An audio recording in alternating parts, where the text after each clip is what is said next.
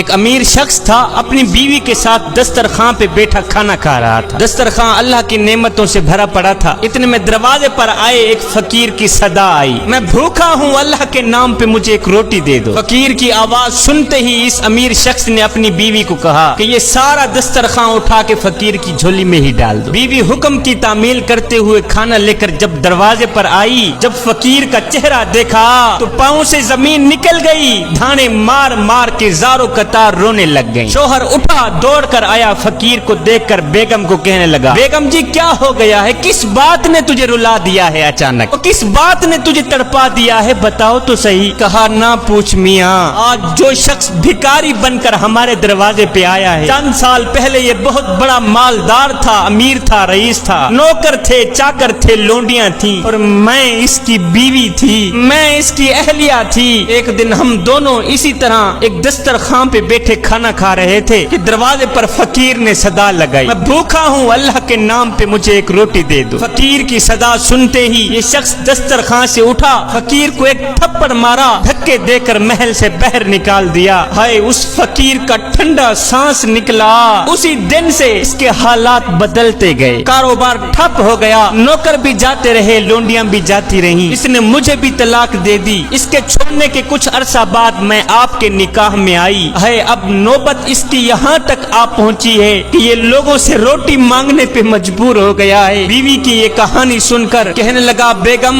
میں تجھے اس سے زیادہ تعجب والی بات نہ بتاؤں؟ کہا جس فقیر نے اس کے دروازے پر روٹی کی صدا لگائی تھی، جس فقیر کو اس نے دھکے دے کر حویلی سے باہر نکالا تھا، وہ کوئی اور نہیں تھا، وہ میں ہی تھا۔